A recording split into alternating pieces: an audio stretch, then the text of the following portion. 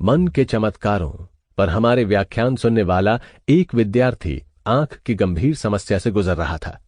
उसके डॉक्टर ने उससे कहा कि उसे ऑपरेशन की जरूरत है।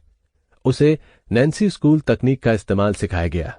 एक छोटा वाक्य या दृढ़ कथन ले जो आसानी से स्मृति पर अंकित हो जाए और फिर लोरी की तरह इसे बार बार दोहराएं। हर रात जब ये आदमी सोने जाता था तो उन्नींदी ध्यान जैसी अवस्था में दाखिल हो जाता था जो नींद से मिलती जुलती थी। उसका ध्यान गतिहीन और अपनी आंखों के सामने डॉक्टर पर केंद्रित रहता था। उसने कल्पना की कि डॉक्टर उसके सामने था और उसने डॉक्टर की आवाज अपनी कल्पना में साफ साफ सुनी। एक चमत्कार हो गया है। उसने सोने जाने से पहले शायद 5 मिनट तक इसे हर रात बार बार सुना। 3 सप्ताह बाद वो उसी नेत्र चिकित्सक के पास गया जिसने पहले उसकी आंखों की जांच की थी और उसने पूरी जांच के बाद इस रोगी से कहा, ये एक चमत्कार है। हुआ क्या था? उसने विचार का विश्वास दिलाने या अवचेतन मन को प्रभावित करने के लिए डॉक्टर का इस्तेमाल साधन के रूप में किया था। दोहराव, आस्था और उम्मीद के जरिए उसने अवचेतन मन में बीज बो दिया था। अवचेतन मन ने आंखों को दोबारा सही कर दिया।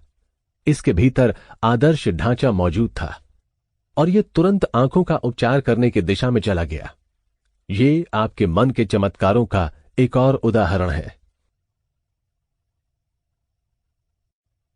अध्याय 3, अवचेतन मन और शराब। शराबी मानसिक रोगी होता है और उसे पूर्ण मानसिक मरम्मत की जरूरत होती है। समस्याग्रस्त शराबी, बाध्यकारी शराबी या पियक्कड़ सामान्य ढंग से नहीं पीता है जैसा उसके ज्यादातर मित्र करते हैं। समस्याग्रस्त शराबी तो दीर्घकालीन शराबी होता है। वो लगातार कई दिनों, हफ्तों, यहां तक कि महीनों तक भी पीता है। शराबी कहता है कि पीने का जुनून समय समय पर उस पर हावी हो जाता है। वो आदत का शिकार है क्योंकि उन्मत्तता की ओर ले जाने वाले कई कार्य इतनी ज्यादा बार दोहराए गए हैं कि उसके अवचेतन मन में एक व्यक्तिपरक नक्शा बन चुका है। चूंकि शराबी पहले ही अपनी लालसा के सामने घुटने टेक चुका है, इसलिए उसे डर रहता है कि वो एक बार फिर घुटने टेक देगा। ये उसके बार बार पराजित होने में योगदान देता है क्योंकि वो अपने अवचेतन मन को यही सुझाव देता है कि अपनी कल्पना की वजह से शराबी बार बार शराब पीने की ओर लौटता है। जिन छवियों की छाप उसके अवचेतन मन पर छूटी होती है वे फल देने लगती हैं। वो शराब पीने की प्रतियोगिता की कल्पना करने लगता है जिसमें ग्लास भरे और खाली किए जाते हैं। फिर वो बाद में मिलने वाले आराम और आनंद, तनाव मुक्ति के एहसास की कल्पना करता है। अगर वो अपनी कल्पना को पूरी ढील दे तो वो या तो बार में पीने चला जाएगा या फिर एक बोतल खरीद लाएगा। शराबी इस आदत या शाप, जैसा वो इसे कहता है, से उबरने के लिए आमतौर पर कोशिश और इच्छा शक्ति का इस्तेमाल करता है। दिक्कत यह है कि वो जितनी ज्यादा कोशिश या इच्छा शक्ति का इस्तेमाल करता है वो उतने ही ज्यादा निराशावादी ढंग से दलदल में धंस जाता है। कोशिश हमेशा स्वपराजित होती है और अंततः इसके फलस्वरूप मनचाही चीज का उल्टा ही मिलता है। इसका कारण स्पष्ट है। उसके मस्तिष्क पर यह सुझाव हावी रहता है कि वो आदत से नहीं उबर सकता। अवचेतन मन हमेशा सबसे प्रबल विचार द्वारा नियंत्रित होता है। अवचेतन मन 2 विरोधी सुझावों में से ज्यादा शक्तिशाली को स्वीकार करेगा। प्रयास रहित तरीका सबसे अच्छा होता है। इस तरीके के बारे में इस अध्याय में विस्तार से बताया जाएगा। पहला पैग शराबी को हरकत में ले आता है। लोकप्रिय वाक्य है, एक पैग पीने के बाद वो दौड़ने लग जाता है। पूरी संभावना यह है कि वो तब तक पीता रहता है जब तक कि अचेत अवस्था में लुढ़क नहीं जाता। शराबी के साथ अमूमन देखा जाता है कि वो सभी तरह के वादे करता है, जैसे दोबारा कभी नहीं पीऊंगा। ऐसे कथनों का कोई मतलब नहीं होता। वो अपराध बोध से जकड़ा होता है, ग्लानि और शर्म के जबरदस्त भाव की गिरफ्त में होता है। इसके अलावा वह खुद को शारीरिक दृष्टि से बहुत कमजोर भी बना चुका होता है। कम से कम अस्थायी तौर पर वो शराब से दूर रहने के लिए मजबूर होता है। शराबी सचमुच मानसिक और शारीरिक तौर पर कष्ट उठाता है। कांपते हाथ और फड़फड़ाती मांसपेशियां उसके मन की मुश्किलों को उजागर करती हैं। वो रातों को सो नहीं पाता। वो आमतौर पर अपने सभी मित्रों को गंवा देता है। उसके परिवार के सदस्य तक उसका साथ छोड़ देते हैं। ऐसा व्यक्ति अपनी प्रतिष्ठा, सम्मान और ओहदा गंवा देता है। बहुधा शराबी एक दीर्घकालीन झूठा बन जाता है, अक्सर भिखारी भी। आपके दिमाग में सवाल आते हैं, कारण क्या है? वो इस तरह क्यों है? कौन सी चीज एक शीर्षस्थ सम्मानित नागरिक को पीने और वहशी दरिंदे के स्तर तक गिरने के लिए विवश करती है? शराबी अपनी इस स्थिति के लिए जो आम कारण देगा वो बहुत से हैं और अलग अलग हैं। यहां कुछ सबसे लोकप्रिय कारण दिए जा रहे हैं।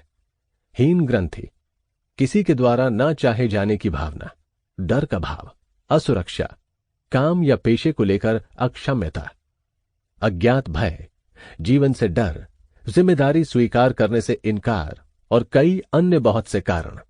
आप तथाकथित कारणों की बहुत बड़ी संख्या पाएंगे और बरसों तक हासिल किए गए कारण पाएंगे। इस बारे में सोचें, यदि आप शराबी हैं तो आपने शराबी बनने में कितने महीने और पैसे खर्च किए हैं? शायद एक पक्का शराबी बनने में आपको 1 वर्ष का समय, भारी धनराशि और भारी कोशिश लगी होगी। जब आपको पता चल जाता है कि मूल कारण आपकी सोच है और आप तो बस इसे अस्वीकृति ग्रंथि जैसा आकर्षक नाम दे देते हैं, तो आप इस बारे में क्या करने जा रहे हैं? अगर मैं आपको शराबी बनने का कारण बताता हूं तो इससे आप होश में नहीं रहने लगेंगे। लेकिन होश, मानसिक शांति, सामान्य जीवन पाने का एक तरीका है। मैं जो कहने जा रहा हूं वो आपके प्रिय सिद्धांतों के विरोध में लग सकता है। देखिए, आपके पीने का कारण आप खुद हैं। यह जीवन के प्रति आपका कटु मानसिक नजरिया है। आपके विचार, भावनाएं, विश्वास, साथ ही आप जीवन में जिसे अपनी सहमति देते हैं, वे सभी आपके संसार को निर्धारित करते हैं। आपके संसार से मेरा मतलब है आपका शरीर, आपकी परिस्थितियां, जीवन पर आपकी प्रतिक्रिया, आपका स्वास्थ्य, आर्थिक स्थिति और आपके जीवन के सभी पहलू। आपकी आदतन सोच आपके मानसिक नजरिए को समाविष्ट करती है।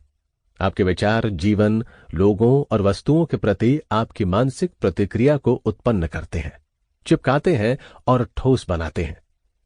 आप अपने मन में जिन विचारों को लगातार कायम रखते हैं वे भाव उत्पन्न करते हैं।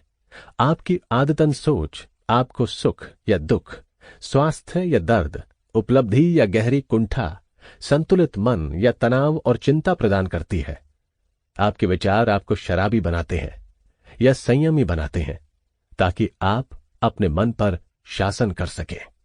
इस पुस्तक में मेरा लक्ष्य और उद्देश्य आपको आपके अवचेतन मन की कार्य विधियों से परिचित कराना है, जो बुद्धिमत्ता और शक्ति का स्रोत है।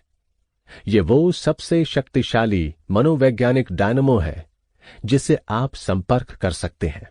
आप अपनी सोच द्वारा अपने अवचेतन मन पर जिस चीज की भी छाप छोड़ते हैं, ये उसे व्यक्त कर देता है। जैसा आप सोचते हैं और महसूस करते हैं, वैसे ही आप अपने जीवन के सभी क्षेत्रों में होते हैं। अवचेतन मन में आप जो विचार रखते हैं, वही आपके शराब पीने के कारण हैं। इसलिए आपको कारण की तलाश में आगे कहीं देखने की जरूरत नहीं है। इस पल के बाद दूसरों को दोष देना और ये कहना छोड़ दें कि वे कारण हैं। मैं आम बहाने जानता हूं। ओह, मेरी अपने पति या पत्नी से पटरी नहीं बैठ पाती, मुझे कभी मौका नहीं मिला, मुझे मेरे माता पिता नहीं चाहते थे, मैं अनाथ था, मुझ में हीन ग्रंथि थी, मैंने अपना सारा पैसा गंवा दिया, जब मैं छोटा था तभी मेरा पूरा परिवार मर गया। मैं इस बिंदु पर एक बार फिर जोर दूंगा, आपके पियक्कड़पन का कारण आप खुद हैं। जीवन, लोगों और आमतौर पर संसार के बारे में आपके विचारों तथा विश्वासों के कारण ही आप वैसे हैं जैसे कि हैं। समय के साथ आपके सभी विचारों को आपका अवचेतन मन शोषित कर लेता है। फिर वो आपकी वास्तविकता को उसी अनुरूप बनाता है जैसे आपके विचार थे या जैसी आपने तस्वीर देखी थी। आपके भीतर अवचेतन मन में असीम शक्ति के भंडार और उपचारक शक्ति है। इससे इसी समय परिचित हो जाएं। यदि आप शराबी हैं तो इसे स्वीकार करें, मुद्दे से न कतराएं। कई लोग शराबी इसलिए बने रहते हैं क्योंकि वे इसे मानने से ही इनकार कर देते हैं। आपकी बीमारी एक अस्थिरता है, एक आंतरिक डर है। आप जीवन का सामना करने से इनकार कर रहे हैं, इसलिए आप बोतल के जरिए अपनी जिम्मेदारियों से पलायन की कोशिश करते हैं। किसी शराबी के बारे में एक रोचक बात यह है कि उसमें कोई स्वतंत्र इच्छा नहीं होती। वो सोचता है कि उसमें होती है। वो अपनी इच्छा शक्ति की डींगे हाँकता है। पियक्कड़ व्यक्ति बहादुरी से कहे तो देता है, अब मैं इसे कतई नहीं छूंगा, लेकिन उसमें इस पर अमल करने की शक्ति नहीं होती, क्योंकि वो जानता ही नहीं है कि इस शक्ति को कहां खोजे। शराबी अपनी खुद की बनाई मनोवैज्ञानिक जेल में जी रहा है। वो अपने विश्वासों, रायों, प्रशिक्षण और परिवेशीय प्रभावों की बेड़ियों में बंधा है। वो अधिकतर लोगों जैसा ही है, यानी वो भी आदत का गुलाम है। वो जैसी प्रतिक्रिया करता है वैसी प्रतिक्रिया करने के लिए उसे कंडीशन किया गया है। शराबी को अपनी मानसिकता में स्वतंत्र और शांति का विचार बनाना होगा, ताकि ये विचार उसके अवचेतन मन तक पहुंच जाए। चूंकि अवचेतन मन सर्वशक्तिमान है, इसलिए यह शराबी को शराब के मोहपाश से मुक्त कर देगा। फिर वो शराबी जिसे अब उसके मन की कार्यविधि की नई समझ मिल गई है, अपने कथनों पर सचमुच टिका रह सकता है और इसे खुद के सामने साबित कर सकता है। आपका अवचेतन मन आपके विश्वासों और आदतों से कंडीशन होता है। यदि शराबी में इस आदत से खुद को मुक्त करने की तीक्ष्ण इच्छा है, तो ये मान लें कि उसका 51% उपचार तो पहले ही हो चुका है। जब उसके मन में इसे जारी रखने से ज्यादा इच्छा इसे छोड़ने की होती है, तो वो पूर्ण स्वतंत्रता हासिल करने में ज्यादा मुश्किल अनुभव नहीं करेगा। शराबी को अपने मन में दोबारा कंडीशन करना या ढालना होगा। ऐसा करने के तरीके और समाधान मौजूद हैं।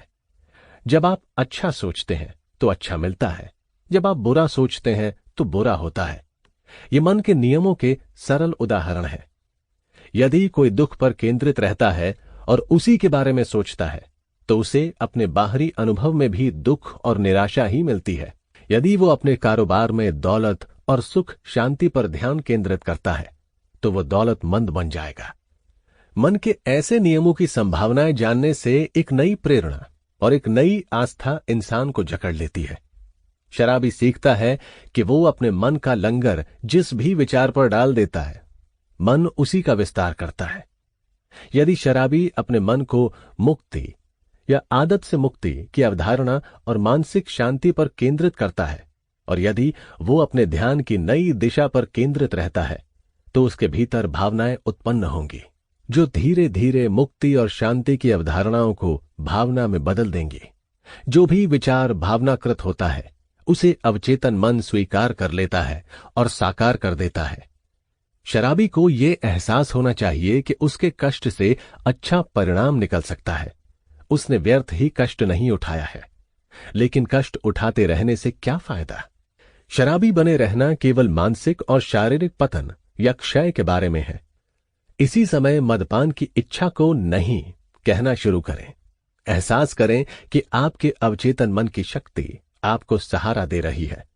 हालांकि हो सकता है कि आप शुरुआत में विषाद रोग और कपकपी से परेशान रहें, लेकिन कल्पना शुरू करें कि आपको कितनी खुशी और मुक्ति मिलने वाली है। यह विस्थापन का नियम है। आपकी कल्पना आपको बोतल तक ले गई थी। यही आपको स्वतंत्रता और मानसिक शांति तक ले जाएगी। इसे ऐसा करने दें। आप थोड़ा कष्ट उठाएंगे, लेकिन यह एक सृजनात्मक उद्देश्य की खातिर होगा। आप इसे उसी तरह सहन करेंगे जिस तरह मां प्रसव की पीड़ा को सहन करती है, और आप भी इसी तरह मन के एक बच्चे को जन्म देंगे। आपका अवचेतन मन शराब रहित संयम को जन्म देगा।